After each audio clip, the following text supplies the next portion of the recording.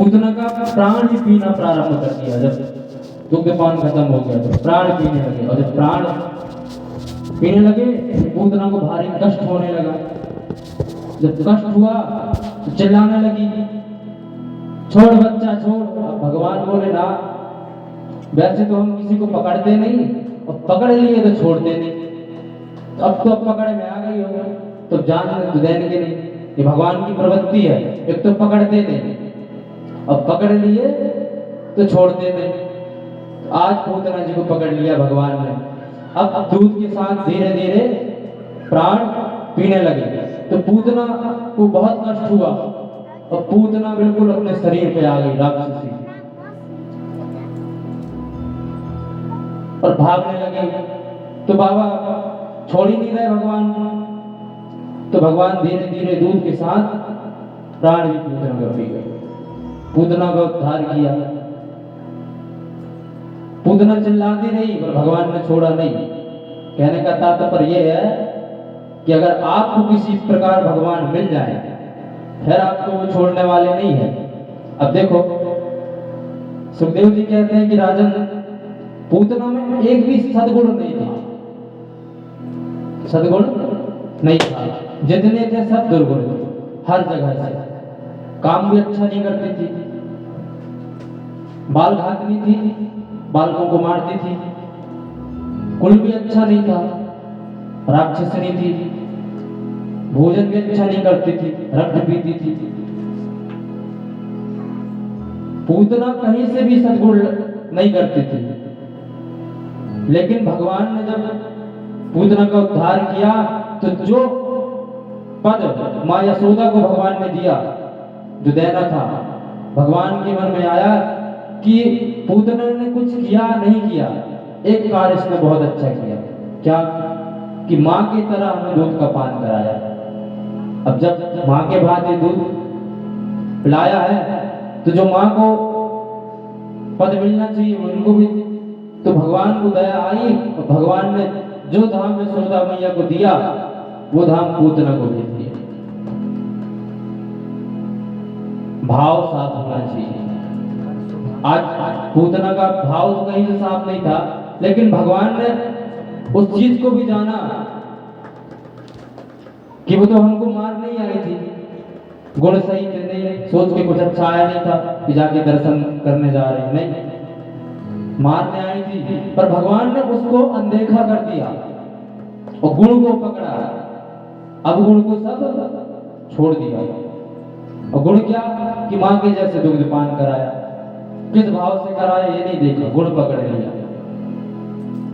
तो हमारा भी एक प्रयत्न है, हम भी जब जुड़े भगवान, हम भी जब जुड़ जाएंगे भगवान से, तो जो हमारे दोष हैं, ऐसा तो कोई है ही नहीं कि दोष ना हो, सब में दोष है, किंचित मात्र क्यों ना हो, थोड़ा सा ही हो पर होता है। तो जब आप भगवान से लग जाते हो तो भगवान आपका दोष देखना बंद कर देते हैं।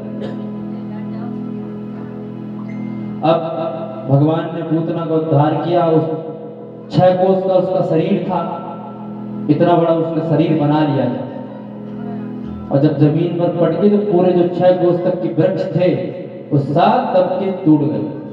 और जब टूटे तो बहुत भयंकर आवाज आई तो यशोदा मैया घबरा गई, काहे की आवाज है?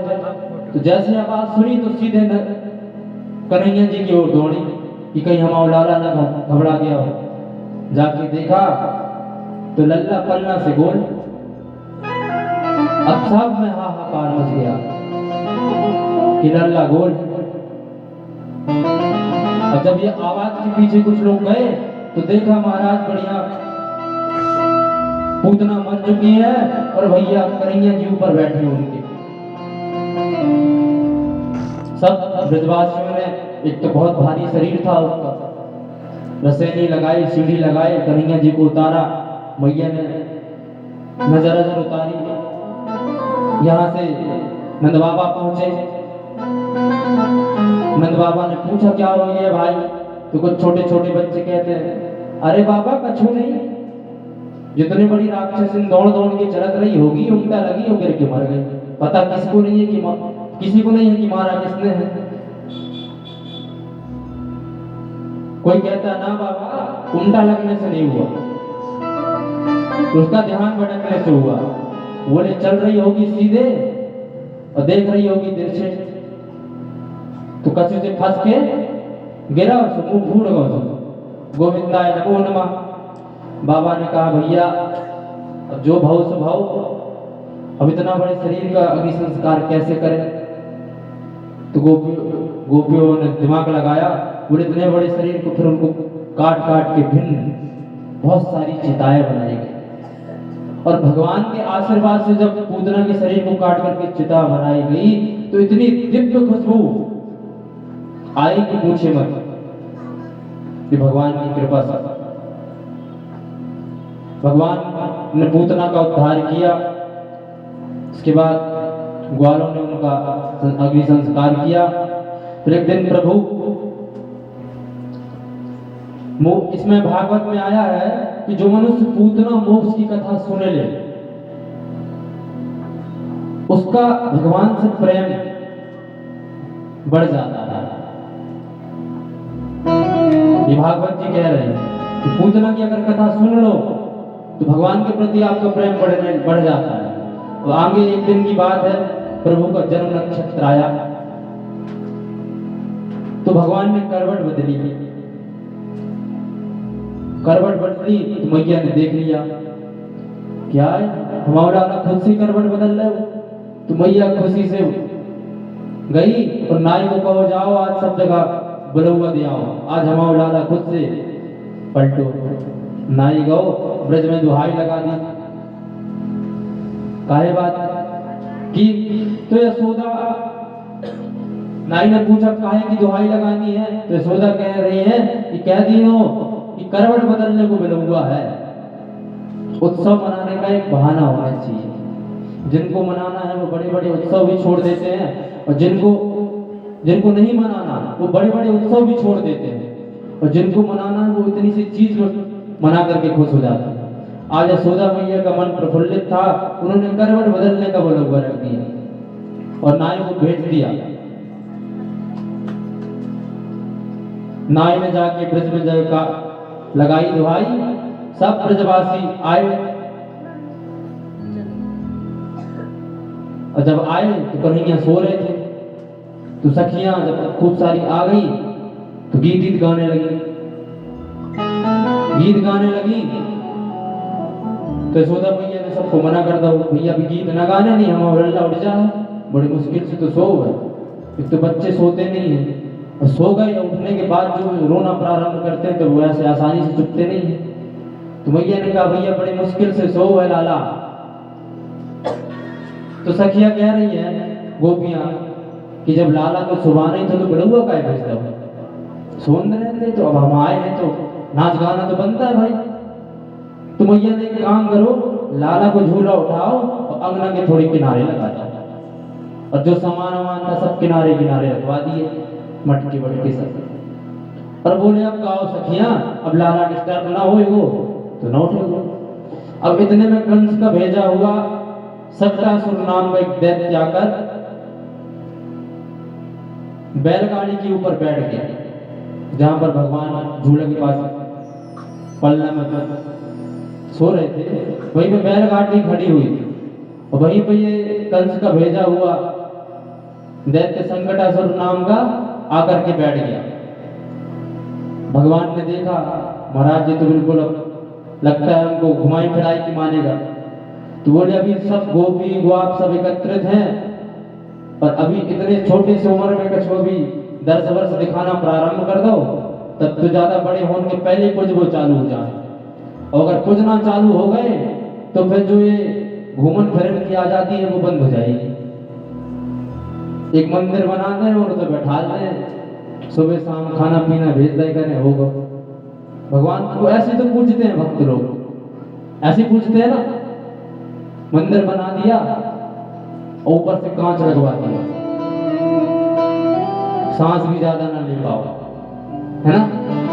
तो भगवान ने सोची भैया अगर इनके सामने हमने कुछ करो तो दिक्कत हो जाएगी। अगर ये जान गए कि हम भगवान स्वरूप में आए हैं और जान पड़े और इन्होंने कहीं हमें बंद कर दो तो फिर जो करने आए हैं वो तो हो ही ना पाएगा।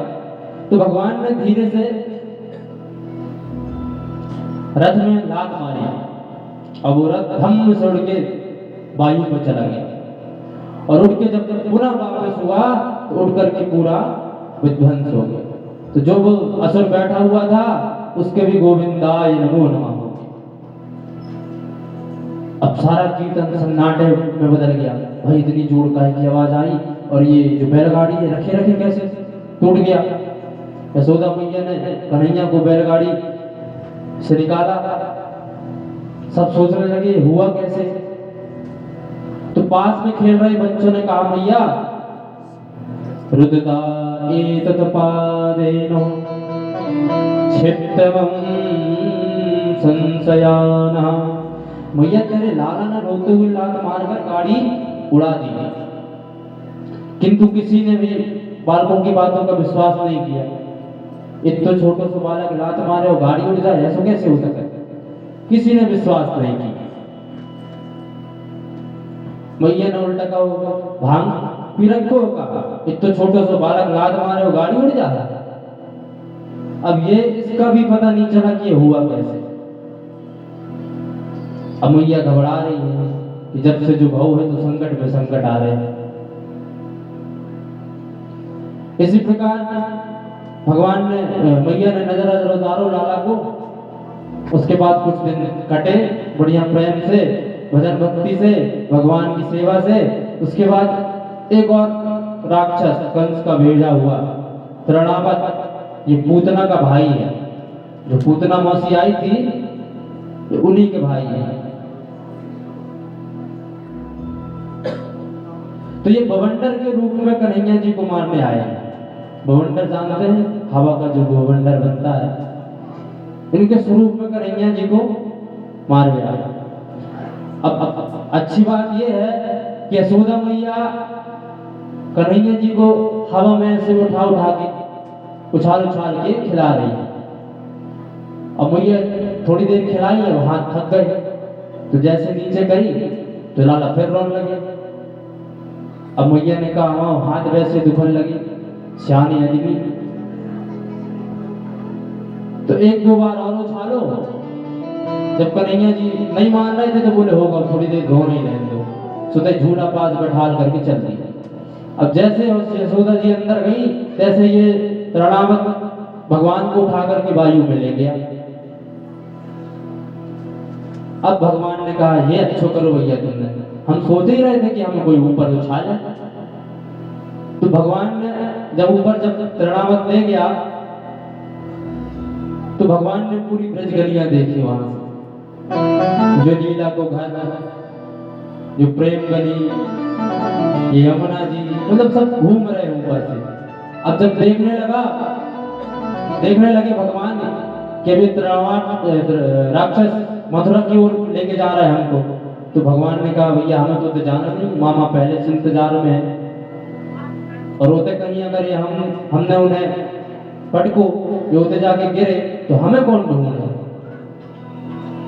तो भगवान ने अपना वजन बढ़ाना प्रारंभ कर दिया। धीरे धीरे वजन बढ़ाने लगे। अब तृणावत उड़ नहीं पा रहा है वजन की वजह से, क्योंकि किसी वस्तु में ज्यादा वजन बढ़ जाए तो वायु उड़ कहां पाता। आपके शरीर में कुछ ज्यादा वजन रखते तो आप खड़े नहीं हो पाते। इसी प्रकार तृणावत के साथ हो रहा था। अब वो सोचने लगा भैया कहीं मैं पत्थर तो नहीं उठा लाया, इतने छोटे से बालक को इतना वजन कैसे बढ़ गया। तो मुड़ मुड़ के देख रहा है। तो भगवान ने सोचा लोग हमें पत्थर में झांकते हैं तो हम ही पत्थर झांकने लगे। तो भगवान ने इतनी वजन बढ़ाई और ले जाकर की गर्दन पकड़ा तृणावत और पत्थर में पटक दी। तो जो सिर के बाहर राक्षस गिरा तो गोविंदाय नमो नमः, चकनाचूर हो गया तृणावत। तो भगवान के आने के बाद 3 राक्षसों का भगवान ने उद्धार कर दिया।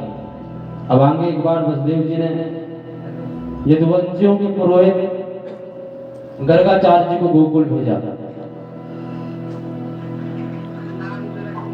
कि महाराज जाओ हालचाल पूछे आओ। अब उनको चिंता थी कि साल भर हो जा रहा है हमारे बच्चा को हमें नाम तक नहीं पता, तो पता नहीं नंद बाबा ने भी नाम रखो नहीं रखो। तो उन्होंने अपने गुरु जी से कहा, सब समझाया, कहा गुरु जी आप तो त्रिकालदर्शी हो, और हमारी इतनी सी प्रार्थना है कि आप जाओ और हमारे बच्चों का नामकरण करके आओ। तो गर्गाचार्य जी गए। पहली बात तो गर्गाचार्य जी यदुवंशियों के गुरु हैं और उनके आचार्य नाम से प्रसिद्ध हैं। तो उन्होंने एक शर्त रखी, महाराज कि मैं कान फूंकूंगा तो किसी को पता न चले। अगर किसी को पता चला और कंच तक बात पहुंच गई कि गर्गाचार्य जी गोकुल में जाके कान फूंके हैं, तो उनको शंका हो जाएगी, क्योंकि वो तो यदुवंशियों के गुरु हैं और पाप बुद्धि का है कंस। तो वसुदेव ने बोला ठीक है महाराज। अब यही बात गर्गाचार्य जी आए, गोकुल में नंद बाबा को बताया। नंद बाबा जी ने कहा बढ़िया करो महाराज, हम भी भूले बिसर गए हैं, साल भर हो गया अभी लाला को नाम संस्करण न भाव। गुरु जी भी कहते हैं वाह महाराज, क्या पुत्र प्रेम है, संस्कार ही भूल गए। तो बोले महाराज अब आ गए हो आप तो कर दो, आप ही करो। तो गर्गाचार्य ने कहा कि घर में नहीं करेंगे, गौशाला में ले आओ बच्चों को, वहीं इनका बढ़िया शांति से नामकरण करेंगे। तो बाबा ने यशोदा मैया से कहा कि बढ़िया तैयार हो जाओ और दोनों लालाओं को ले आओ, बलराम और कृष्ण जी को, तो उनका नामकरण हो जाए। तो दोनों मैया बढ़िया तैयार हुई। अब जो वहाँ 2-3 मैया बैठी होती हैं, वहां विभिन्न प्रकार की चर्चा ना हो ऐसा हो नहीं सकता, और नंद भौजी में ना हो तो ऐसा तो बिल्कुल ही नहीं हो सकता। तो इनकी बात उठी कि जो गर्गाचार्य जी इनका बड़ा नाम सुना है, तो इनका जितना नाम है उनका काम भी है कि नहीं, चलो आज परीक्षा ली जाए। बोले कैसे? तो यशोदा ने कहा बलराम को हम रख ले रहे, कृष्ण को तुम अपनी गोदी में रख लो, अपनी नंद से कह रही है। अगर बाबा सही में विद्वान होंगे तो तुरंत पहचान जाएंगे। परीक्षा लेने के भाव से दोनों मैया गई और बाबा के सामने जाकर के बैठ गई। अब बाबा ने देखा तो भगवान को जैसे ही गर्गाचार्य जी ने देखा, वो समझ गए कि तो साक्षात परम परमेश्वर है, और उन्हीं के चिंतन में ध्यान मग्न हो गए। अब कुछ देर हो गया तो यशोदा मैया को लगा इतनी देर से आंखें फाड़े देख रहे, हो सकता है कि रेखाएं पड़ रही हों। लाला के थोड़ी देर बैठे रहे। अब 1-2 घंटा हो गए। यशोदा मैया बोली बाबा सुनाई नहीं दिया। तो नंद कहते बाबा है कि चल बसे, न सांस ही समझ में आ रहा हो चल रहा हो कि नहीं, न पलकें झपक रही, न शरीर हिल ही रहा है। तो थोक जोर से बाबा को चिल्लाया। अब बाबा गड़बड़ा के बिल्कुल ध्यान से उठे। तो यशोदा मैया क्या है बाबा, नाम आज रख जे है कि 2-4 दिन और बैठना है। गर्गाचार्य जी ने कहा अरे देवी हम नाम ही तो सोच रहे थे, इतनी देर से हम नाम ही सोच रहे थे। अच्छा तो क्या नाम सोचो? तो बोले जो तुम्हारी नंद के गोद में है, पहले बलराम जी का नाम दिया। बोले जो आपकी गोद में है ये आगे जाके बहुत बलवान होंगे, तो इनका नाम बलराम। तो नंद जी कहते हो इनका? तो बोले इनके तो सहस्त्रों नाम होंगे, कोई एक नाम नहीं होगा। विष्णु सहस्त्र नाम, राम सहस्त्र नाम, ये सभी इनके तो नाम है। तो मैया ने कहा बाबा हम इतने सारों नाम से मतलब नहीं है, वो एक नाम रख दो। तो गर्गाचार्य ने फिर ध्यान लगाया, ध्यान लगा के देखा तो नाम रखा, उसके बाद कृष्ण। अब यशोदा मैया ने कहा बाबा इतनो बड़ो नाम हमारे मुंह से न निकल है, तो मतलब क्या बाबू? तो गर्गाचार्य जी बताते हैं कृष्ण इति कृष्णा, जिसको आपको देख करके अपनी ओर आकर्षित करे, वो है कृष्ण। और भगवान की छवि इतनी अच्छी है कि जो देखता है वही मुग्ध हो जाता है। उस हिसाब से गर्गाचार्य जी ने नामकरण किया। तो अब मैया ने कहा बाबा हमसे तो इतना कठिन नाम बोलो जा है, तो हम तो एक अपने हिसाब से नाम रख ले रहे, कन्हैया, कृष्ण का कनुआ और बलराम को बलवा, शॉर्टकट नाम रख लिया। अब भगवान का नामकरण हुआ, भगवान थोड़ी सी बड़े हुए। एक दिन की बात है, भगवान ने ग्वाल वालों से कहा चलो आज कुछ नया खेल खेलते हैं। तो पूछा महाराज नया खेल क्या खेलना है? तो